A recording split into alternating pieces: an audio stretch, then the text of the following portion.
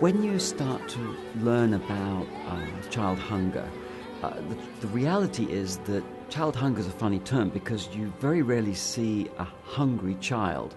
But what you can do is look at the statistics for an area and realize that there is childhood food insecurity. And childhood food insecurity is the cause of the actual event of hunger. So that there are things in the child's life which are not likely to be sure of providing food all the time. What we did, we figured out, well, when are going to be the big gaps? When is the child most likely to not have food? And you start with school because there's 180 school days and they're going to get lunch and breakfast at school. Ultimately, we realized in late 2007 that what we had to do was put food into the hands of the children.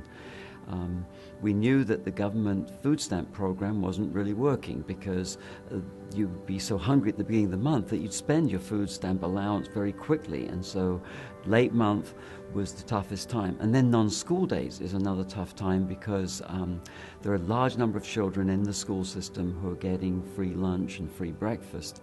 When I have a food pantry where I can serve a family between the 15th and the 30th of the month, and they're coming to me by the 10th of the month and saying, I have no food. That's when I see the food insecurity, that's when I see hunger.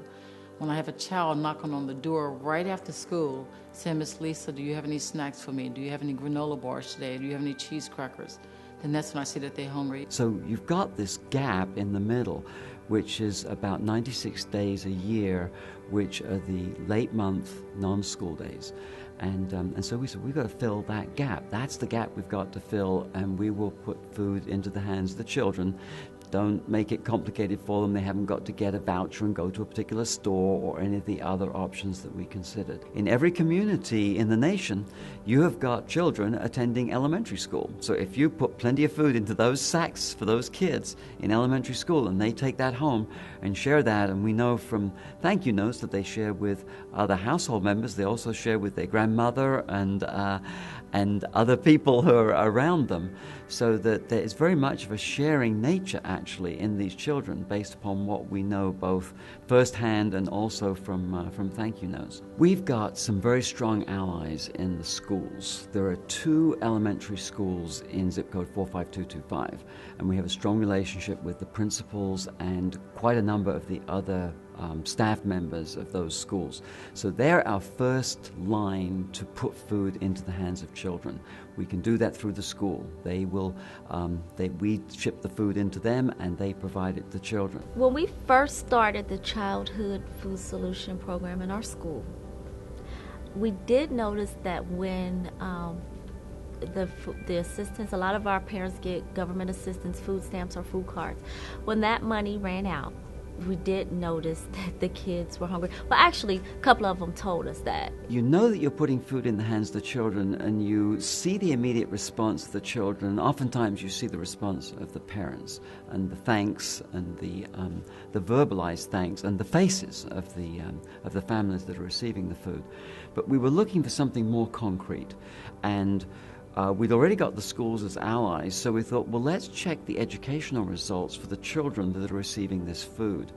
And after about probably a year and a half or 2 years of providing food, some of the academic results began to really improve. For the past 3 years, we've maintained a continuous improvement rating, which that says a lot. It's not where we want to be, but I never thought that our school will get there this fast. The actual objective data for the kids who are now able to achieve reading proficiency and now able to achieve math proficiency, those numbers started to go up in the schools where we were providing the food.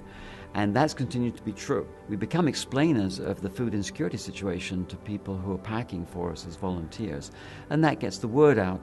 And actually that leads to donations, so that the donations to Childhood Food Solutions, most years the largest source of income is from foundations, local Cincinnati foundations that we apply in a very professional way, in a very detailed way, and they are able to afford to send us thousands of dollars.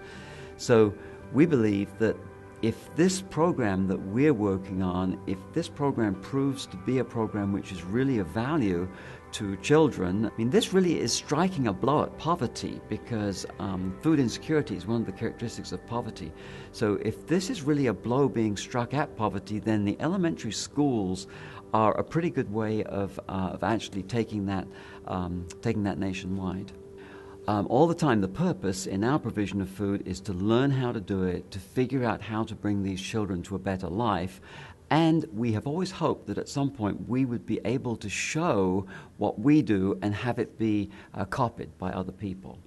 So we are Childhood Food Solutions. We're looking for solutions that would be able to be copied by a lot of other organizations. If more people get on board and provide food to the schools that are 85% free or reduced lunch as far as all the students in the school, so that those children can take the food home to their family and not have to worry about going somewhere where they don't have the transportation to get there and waiting in a line and not sure if they're going to get a bag of food. If the food can be delivered to more than 6 or 7 schools, and the children take the food home, then that can be duplicated not only in Cincinnati but across the state of Ohio.